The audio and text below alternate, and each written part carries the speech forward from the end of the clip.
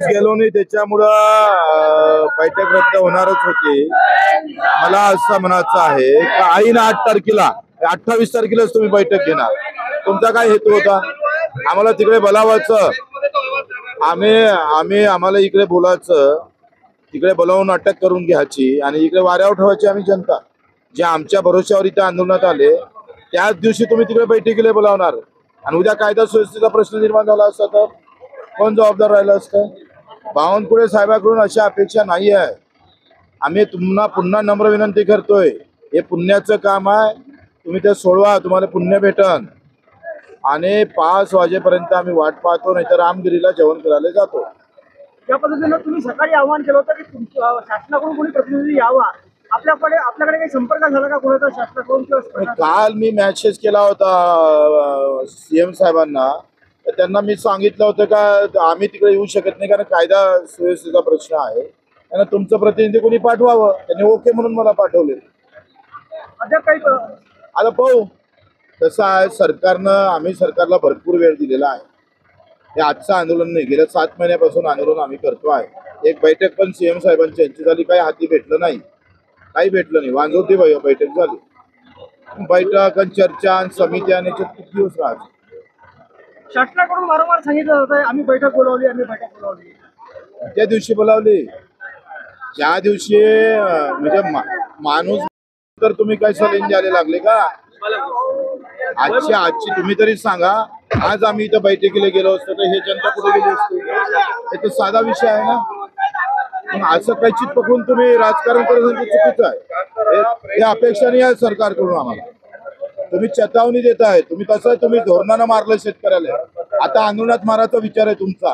तुम्हाला असं वाटतं पोलीस बळ वाढवून आम्ही करू टाकू म्हणून? ही भाषा, तुमच्याजवळ शस्त्र आहे, तुमच्याजवळ पोलीस दल आहे, तुमच्याजवळ यंत्रणा आहे, म्हणून असं ही भाषा बोलू नये। तुम्ही सरकार आहे, तुम्हाला शांततेनं हे खरं तर समोर यायला पाहिजे आणि बाकी आंदोलनात तुम्ही जाऊ शकता, इथे काय येऊ शकत नाही।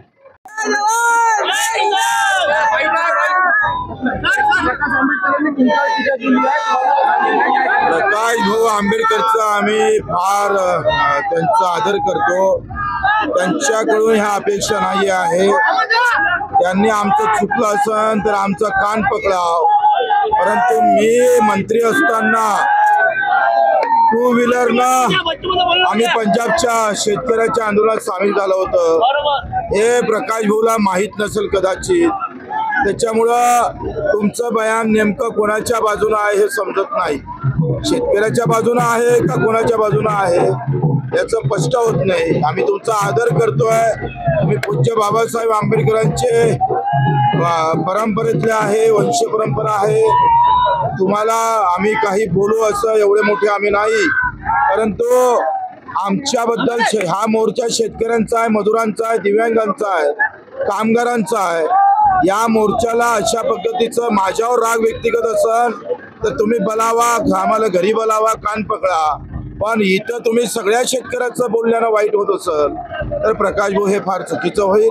तुमचा पूर्ण आदर करतो आम्ही, तुम्ही सुद्धा याच्यात सामील झालं पाहिजे, पाठिंबा द्यायला पाहिजे आणि ही शेतकऱ्याची लढाई सर्व मिळून लढलं पाहिजे।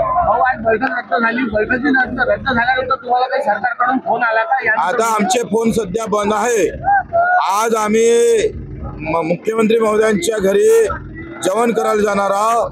उद्या जमलंच तर जागोजागी महाराष्ट्रात चक्काजाम होण्याची शक्यता नाकारता येत नाही। पुरा महाराष्ट्र बंद होऊ शकतं, याची काळजी आम्ही अजून आवाहन केलं नाही, पण आम्हाला मेसेज येत आहे शेतकऱ्यांचे का बच्चू जर सरकार समोर आलं नाही तर गावागावात आम्ही जाम करू, गावच्या गाव बंद होईल। शेतकरी पूर्ण गावात आहे, तो रस्त्यावर उतरला तर तुमचं सगळं वाटोळं झाल्याशिवाय राहणार नाही।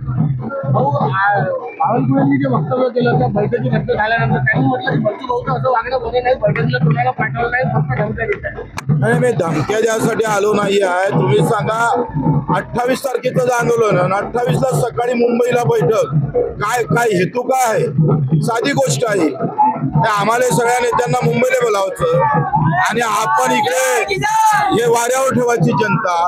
उद्या असं बोलायला तयार आहे आता मुख्यमंत्र्याकडे भेटायला चालले बच्चू भाऊ, चालले आमचे सगळे नेते, त्यांना मुख्यमंत्र्याची पडली, हे शेतकरी सगळे वाऱ्यावर सोडून द्यायचं. व्यवस्थित डावपेच तुम्ही शेतकऱ्यासोबत करू नका. हे राजकारण शेतकऱ्यासोबत करा तर हा बहुसंख्य हिंदू आहे, लक्षात घ्या. कटेंगे तो कटेंगे म्हणणाऱ्यांनी हा प्रचंड आज रोज मरणारा शेतकरी हिंदू आहे. तो आता तुम्ही निवडणुकीच्या अगोदर हिंदू होता ना, आता काही दुसरा झाला का? आणि त्याच्यासोबत आमच्यासोबत राजकारण करा, पण शेतकऱ्यासोबत मजुरासोबत राजकारण करू नये. आम्ही 5 वाजेपर्यंत वेळ दिला, नाहीतर रामगिरीला आम्ही जेवण करायला जाऊ.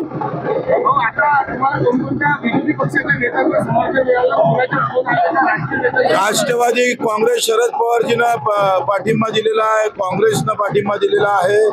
आता अजितदादा नवले आमच्या सोबत आहे, तुपकरजी होते, राजूजी शेट्टी आहे, वामनराव चटप आहे, विजयजी चौंदी आहे, प्रकाशजी पोरे आहे, सगळे जण सोबत आहे.